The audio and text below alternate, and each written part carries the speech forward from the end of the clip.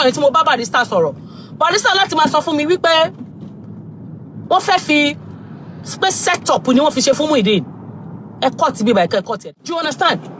Nígbà tí ọmọ yẹn sọ fún mi pé mọ́mì fọ́jírì ni mo ní fọ́jírì kí ló ń jẹ́ fọ́jírì kí ló mi bá. Mo sọ fún yín pé ó pọ̀ nlẹ̀ yẹ́yẹ́ and I'm not threatening anybody. I'm saying the fact. Yorùbá Gbayi TV ẹ máa share kẹ́dẹ̀ máa subscribe síbẹ̀ toro gbayì púpọ̀. I just want to quickly debunk the letter the Yalaje said the alleged letter that was sent to Muyideen or the signature or whatever and Muyideen said the signature was forged. I just want to clarify that quickly because I've been busy. So anytime I want to come out, like I don't have enough time to do this. So I just said I should quickly do this. Please, anytime you're watching, please help me to share this chat. Please share anytime you're watching it. Now, let's see I just quickly want to drop this note here that Muyideen did not sign any letters from anybody. And this is the proof that I'm going to show to you now. Now, the signature that was signed, right, that was claimed to be signed by Muyideen, right? I'll show it to you now. And I'm going to show you Muyideen's signature. Now, here we go. Couldn't share it. Anyways. I don't know if you people are seeing it clearly. Oh, bit more you down. Anyway, this is the signature.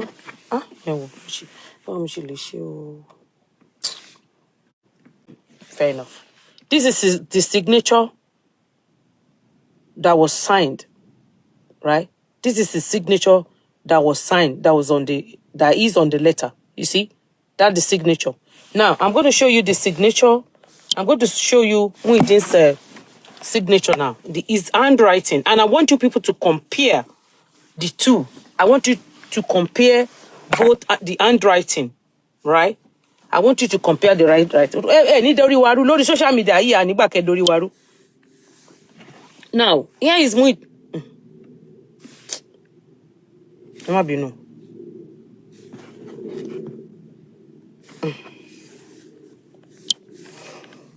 Ẹ má bínú. Mo kàn fẹ́ sáré tí ó jẹ́ kó show ni. Ǹjẹ́ kò tí bá lè show ẹ fún yín báyìí. So, ẹ wo signature yìí. Ẹ lè screenshot ẹ okay, compare ẹ. You can screenshot it and compare it. This is Muyideen's handwriting. This is Muyideen's handwriting. This handwriting Muyideen. So, báwo ló ṣe wá papọ̀ mọ́ onda? Ẹ má bínú. Báwo ni writing yẹn? Báwo ló ṣe papọ̀ mọ́ eléyìí? Ẹ wo handwriting yẹn síra wọn ẹ wo. Handwriting Muyideen lélẹ̀. Ẹ wo signature tán ló sign. Ẹ jọ̀ọ́ báwo ló ṣe papọ̀ mọ́ra wọn? Ṣé ti handwriting Muyideen? Signature Muyideen ló wà nsàlẹ̀ yẹn. Orúkọ ẹ̀ ló wà lókè yẹn, full name ẹ̀ ló wà lókè yẹn. Ṣé ti rí? Ṣé ti rí? Mo sọ pé máa táṣìírí wọn ṣe. Ẹ wo i yẹn, ẹ wo bó ṣe kọ i yẹn. Ẹ wo bó ṣe kọ i níbí báyìí. Ẹ wo signature yìí, ẹ wo i. Ṣé ti rí? Ṣé ti rí? Nǹkan tí mo kàn ní mo fẹ́ fi hàn yín nìyẹn. Ṣé I understand? Many of you, ẹ máa ń gọ̀, ẹ ti ń ṣe so many things because mo rò pé Muyideen ò lè sọ mí di wèrè náà. Muyideen ṣó sign letter. Muyideen ló wọ́n sign letter. Muyideen ò sign letter. What don't sign letter? Good afternoon, my princess. How are you? Happy birthday to you. Muyideen ò sign letter. What don't sign letter? Good afternoon, my princess. How are you? Happy birthday to you, Bámiṣé o. Muyideen ò sign letter. Muyideen ló wọ́n sign letter. Oh yeah, where's your signature? Ó yá kọ orúkọ ẹ. I want your full name and your signature. And that was what she gave. You understand? Princess, how are you, my dear? How you doing? Àwọn ọmọ mi ńkọ́? Ṣàlàáfíà ni. Ẹ káàsán gbogbo ẹ̀yin tẹ́ enjoy mi lọ́sàn yìí. Ẹ bá mi share program yìí ẹ jọ̀ọ́. Ẹ bá mi share, ẹ bá mi tag àwọn tí wọ́n ẹ ṣá mọ̀ bí tó ń lọ. Ẹ tag wọn kẹ́ fi screenshot signature yẹn síra wọn kẹ́ wá gbé sẹ́gbẹ̀ẹ́ ara wọn. I'm going to do that as well later. But right now I've been so busy. Mo tún ti ń lọ nìyẹn sìn. Ó dàrọ̀ là kí n tó dé. You understand? I've been so busy. I don't have the time. You understand? Ó yẹ kí n ti wá ṣe show lórí reason. And many people ní mo reason tí mo ṣe pa show mi lálẹ́ ọjọ́ yẹn. mo ti èmi ò tí ṣe tán kò ní sú mi kì í rẹ̀ mí o àṣẹ ló máa ń give up àṣẹ ọmọ àṣẹ ló máa ń give up do you understand if you bring it I will give it back to you I will give it back if you bring it to me bring your nonsense to me I will give it back to you jẹ́ kájọ maintain kájọ dí pẹ̀lú nǹkan tá à ń ṣe understand you bring your truth I bring my truth or you bring your lie I bring my truth if I bring my lies bring your truth level táwa nìyẹn if you tẹnu bá family mi màá kó bòyá lájà ẹ yánmayànmá tó ní dúró wò tán do you understand kò sí ẹni tí ò ní story kò sí èèyàn tó wà tí ò ní story tó bá wá fi pé bóyá ìwọ kan wà níbì kan tó yẹ pé you can bully you come keep bullying people and intimidating people only àwọn èèyàn ò lè rí èmi intimidate o you cannot I dare you cannot intimidate me nobody can intimidate anybody kan tí gbogbo yẹn bá ń sá kúrò lẹ́yìn Muyideen èmi Olusola Yusuf mo dúró tó pẹ̀lú Muyideen wallahi tallahi sumabilahi laziyo alawa mo dúró tó pẹ̀lú Muyideen tí gbogbo yẹn bá ń sá I don't mind I don't need money below I'm gonna be in this case tí gbogbo yẹn bá ń sá mo dúró tán tí má dá sọ wípé mo dúró ni mo sọ fún yín mi ò múra sílẹ̀ because I don't want to look stupid in the presence of my people tí wọ́n bá lọ lógún ọdún òdodo bá ẹsẹ̀kẹsẹ̀ báyìí lódodo máa lọ bá àwọn ọlọ́pàá ti gbàbọ̀dé wọ́n ti lọ ó ti jẹ́ ká mọ̀ wípé ibi tá a fojú sí ọ̀nà ògbàbẹ̀ a dẹ̀ ti gbọ́ àṣírí wọn dẹ̀ ti tú gbogbo ẹni máa mú wá fún yín later do you understand justice for one is justice for all justice for one is ẹni bí Nigeria ṣe corrupt tó just see what is happening ẹ wọ ọ̀rọ̀ Bobrisky Kẹ́mi Olúnlọ́yọ̀ ọmọ former governor ẹgbẹ́ sẹ́wọ̀n remand sí custody nínú prison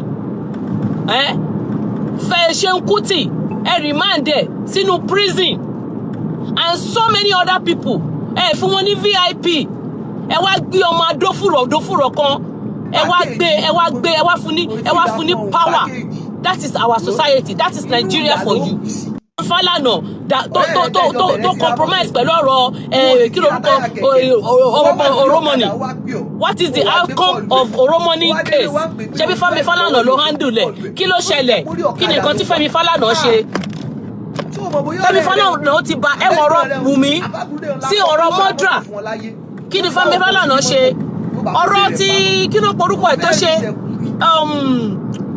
Timothy Adégòkè ó ṣe nítorí pé gbogbo Nigeria against máa yẹn àti wípé máa yẹn ti ní problem pẹ̀lú wọn nífẹ̀ẹ́ ni don't play ẹ wọ̀rọ̀ Wùmí ìyàwó ẹ̀ ló kọ́kọ́ push síwájú pàtó ṣe yàmàyàmà lòun take over at the end of the day ẹ wo gbogbo àṣírí tó ń tú jáde téèyàn bá ó ní tí wọ́n bá lọ ní 20 ọdún ni mo sọ lẹ́ẹ̀kan sí òdodo báyìí lẹ́sẹ̀ ní ẹsẹ̀kẹsẹ̀ báyìí lòdodo máa bá gbogbo èyí tẹ́ ń fi pé tẹ́ ń bá òfin rọ́ tó wọ́n máa parọ́ fún tó pé máa easily bá irọ́ lórí social media I'm so sorry for you because nígbà tí kíní bá ṣẹlẹ̀ tó bá tọ̀n tí tébù bá tọ̀n tó bá kan family yín ojú á máa tì í láti pariwo síta torí ìwọ tí mo bá rí tó ti ń sọ̀rọ̀ rádaràda lórí ọ̀rọ̀ tó wà nílẹ̀ yìí tó wá di lọ́la tó wá títẹ́bù wá kọ́ yí kan ẹ̀ tó wá fẹ́ máa sunkún egbére lórí bíbá yìí máa gbẹ́ǹkò máa fi àpólàgì gbẹ́ǹkò lórí padà ní gbẹ́ǹkà tó ṣẹlẹ̀ sí lágbájá kí ni tèkẹ́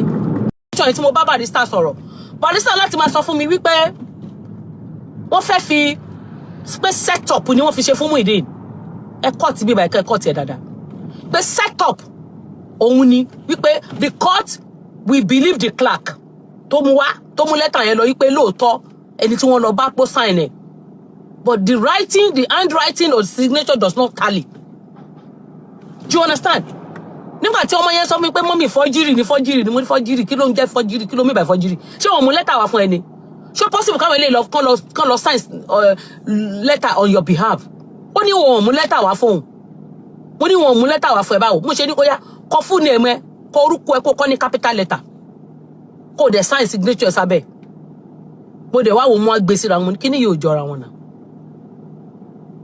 kí ni yóò jọra wọn náà So barrister láti máa fi yé mi wípé court will believe their staff. Tó yẹ pé court ló ń gbé lọ fún no lọ serve.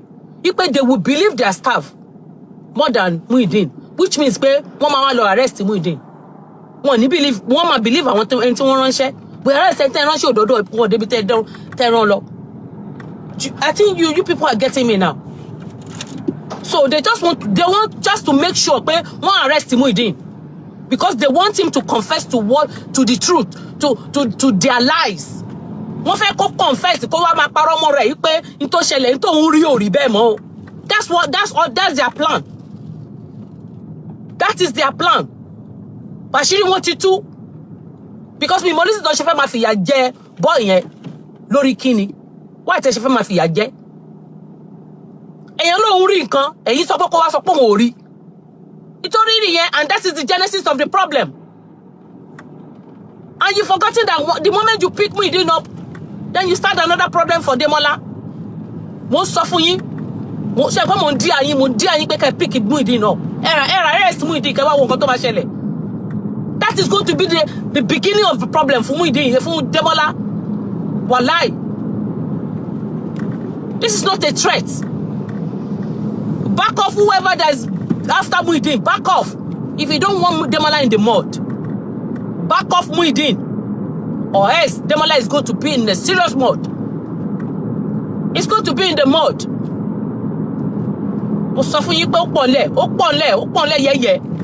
And I'm not threatening anybody. I'm saying the fact. I am saying the fact. Bẹ́ẹ̀ni mo sọ fún yín. Ó pọ̀ bí yanrìn òkun. Tẹ́ bá lè ja wèrè, má sọ fún pé ìjà wèrè tó máa lù. Mo sọ wípé tẹ́ bá pé 1 million. Wàhálà máa ń rọ̀, nínú mi máa ń dùn tí bá rí wàhálà ni. Ẹ̀sẹ̀ yẹn tí bá rẹ̀ tó stubborn bí ti yín báyìí. Tẹ́ burú, tẹ́ wicked báyìí. Gbogbo nǹkan tí mo ní láyé yìí ni màá fi bá yín jà. Ẹ lọ pé bẹ́ẹ̀ pé 1 million ni mo sọ fún yín. Bẹ́ẹ̀ pé 1 million. Back off.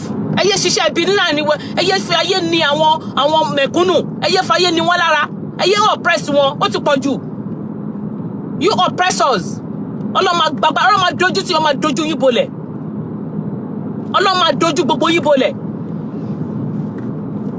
Oh, they were pathetic, but many of you are clapping for them. They are oppressed. They are all oppressors. You are clapping for them.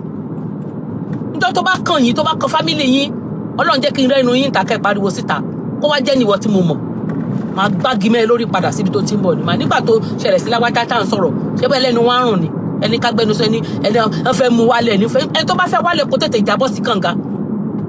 Ẹni tó bá rí owó rẹ̀ ò bá dá tí ò dẹ̀ lè sọ sorry. Kó bá fẹ́ wálé kó jábọ́ sí kànga dànù. Kó forí gbá, kó forí fọ́, who cares? Ìwọ tó bá kí àtọ́kí tọmọ nìkan jẹ́ bàjẹ́ lórí pé ó ṣe nǹkan tí ò dá, wọ́n try láti cover it up. But you don't care. Ẹni tó ṣe sí ò mind ká yẹ bàjẹ́ kó kú dànù. And you people are clapping for them. Ẹ wọ́n ní sí wọ́n ti sọ pé when they want to bring Falana down, are you people serious? Ǹjẹ́ ò lè fẹ́ gbọ́ná? Ǹjẹ́ ò ní Nàìjíríà fẹ́ gbọ́ná? Voice note tó wà ń ta nísìnyí bá ẹ bá ra sọ fún Bobrisky kó mọ́ para rẹ̀ o. Bobrisky mọ́ kú o. All you can do is to change. Torí àti rí lẹ́tà tó kọ tó lóun fẹ́ lọ para òun. Bobrisky má para ẹ o. Kò sí nǹkan tá fẹ́ fi kú ẹ ṣe o. Ṣé ó ti yé? Ara wọn tó yẹ pa wọn ní depression tó ń heal o. Má kú o. Àwọn ò gbàdúrà kó kú o. But o lè change the way ẹ. Go and change your way. Change your ways. Torí mo ti gúrí lẹ́tà tó pé the enemy have won. Yorùbá Gbayi TV ẹ máa share ẹ̀ kẹ́dẹ̀ máa subscribe síbẹ̀ toró gbayì púpọ̀.